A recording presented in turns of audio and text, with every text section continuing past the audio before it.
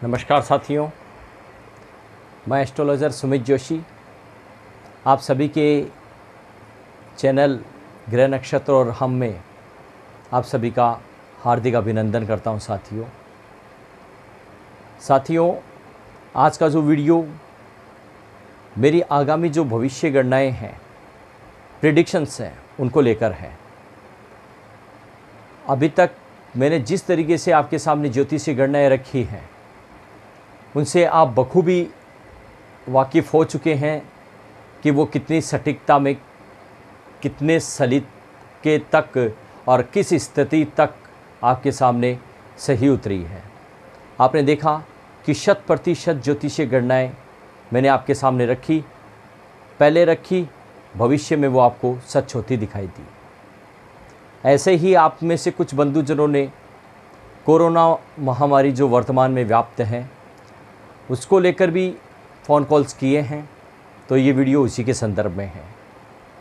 साथ ही साथ जो व्यापार की स्थिति बनी हुई है वर्तमान में उसको भी लेकर है।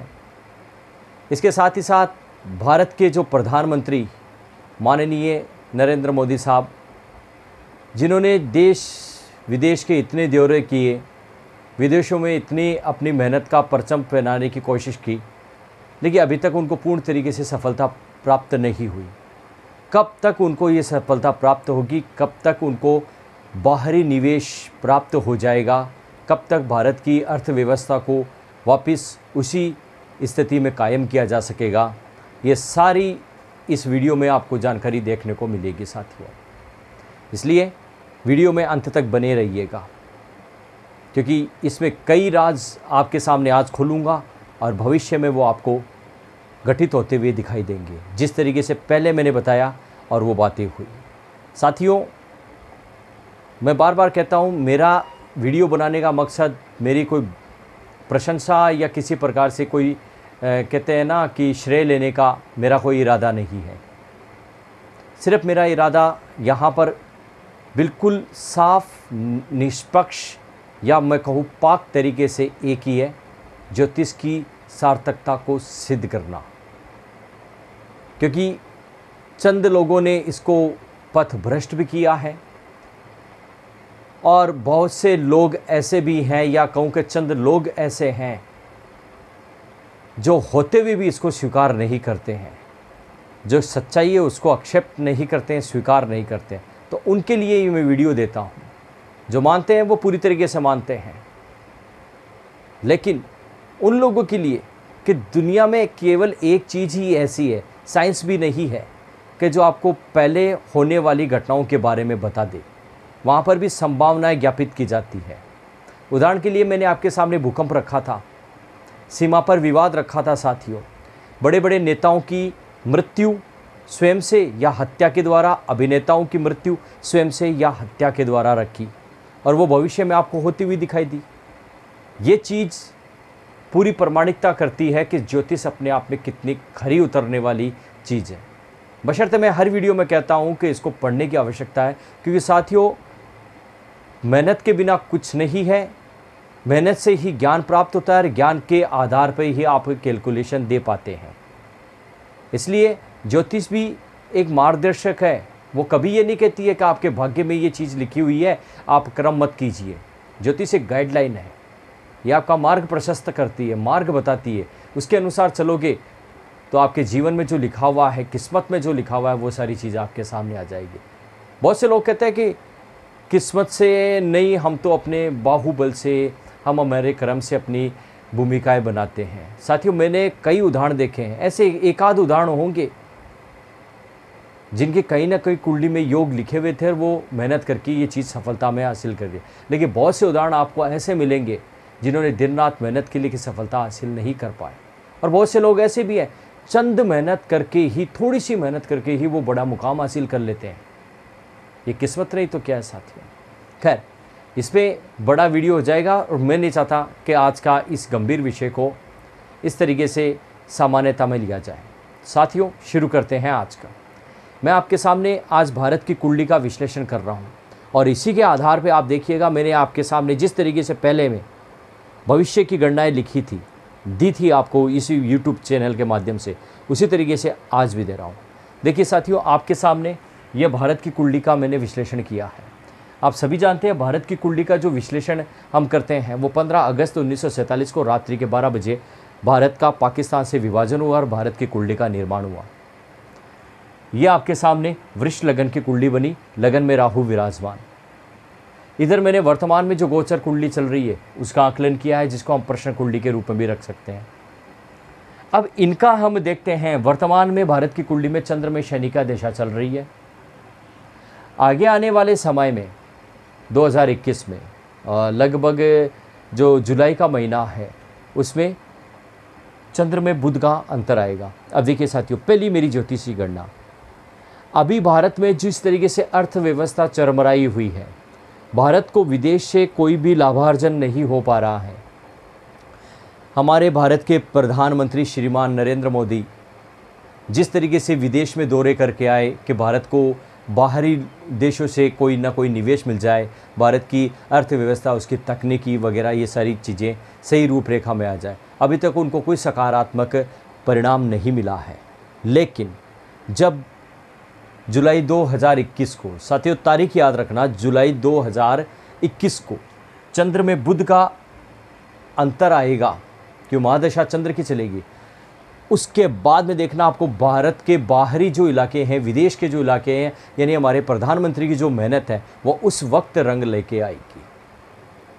उस वक्त आपको देखना बाहर के जो जितने भी प्रधानमंत्री है, राष्ट्रपति है, वो भारत में आके किस तरीके से भारत को सहयोग के रूप में राशि प्रदान करेंगे, अपने जो समझौते हैं वो भारत को किस तरीके से प्रदान करेंगे, भारत की अर्थव्यवस्था को नए नए मुकाम के तहत किस तरीके से उठाएंगे। ये 2021 की जुलाई के महीने की बात कर रहा हूँ साथियों, उसके बाद के महीने की बात कर रहा हूँ, इसलिए इन चीज़ों को आप ध्यान में रखिएगा।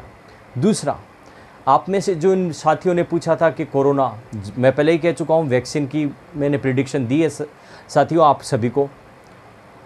अब जब कुंडली में समग्रह के योग बन रहे हैं, समसप्तक योग बन रहे हैं, तो इस स्थिति में निश्चित मानिए कि आपको जो बाज़ार के अभी हालात हैं, जो अर्थव्यवस्था के जो हालात हैं, उनमें जो सुधार है वो आपको सितंबर के बाद से दिखाई देने लग जाएगा।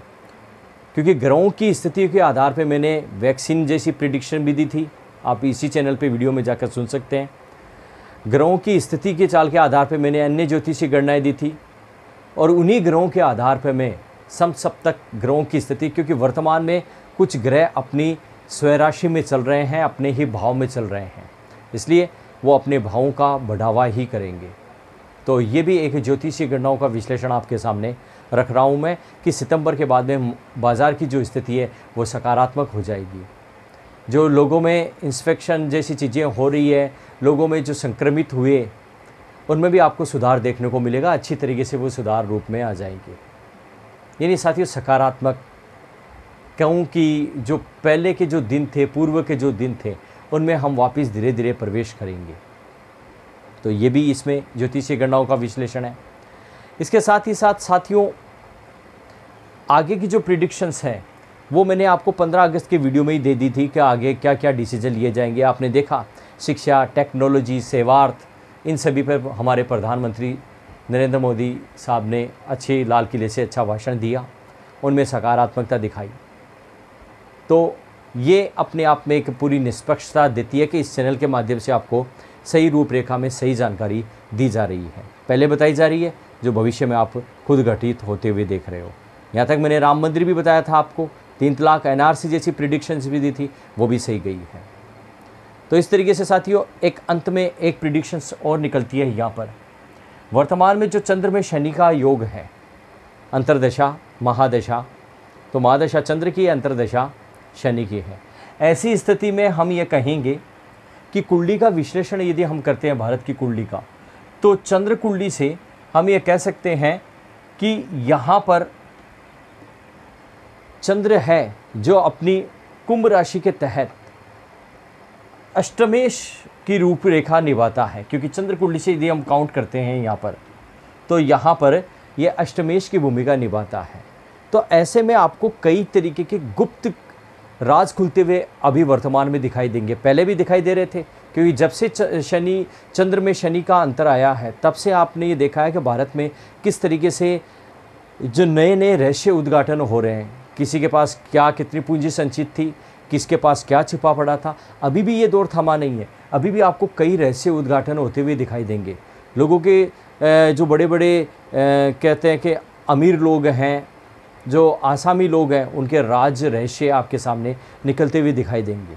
कई कांड जिनमें जैसे पहले हमने सुना था बॉफर्स कांड वगैरह, इस तरीके से कई कांड जो पहले हो चुके हैं, सरकारी महकमे में भ्रष्टाचार में जो लिप्त होने की जो दुर्घटनाएं हो चुकी हैं, वो उनके राज आपके सामने अभी खुलते हुए दिखाई देंगे साथियों। तो ये एक आपके सामने आगे आने वाले इसी 2020 के अंत तक आपको दिखाई देंगे कि किस तरीके से ये सारी चीज़ें आपके सामने उभर कर आएंगी, आपके सामने पूरी सत्यता के साथ निकल कर आएंगी। तो साथियों, ये मेरा आकलन है इस ज्योतिषी गणनाओं की ज्योतिष में ग्रहों की स्थिति किस तरीके से प्रभावित करती है। तो आज आपको मैंने बोर्ड के माध्यम से थोड़ा सा समझाने का प्रयास किया साथियों। वीडियो अच्छा लगे तो शेयर, लाइक और सब्सक्राइब ज़रूर कीजिएगा साथियों। आपका प्रयास मेरे लिए एक प्रेरणा का कार्य करता है साथियों। इससे मैं अपने आप को काफ़ी मजबूती में खड़ा हुआ देखता हूँ। अभी तक के लिए इतना ही साथियों। जय श्री राम, जय भारत।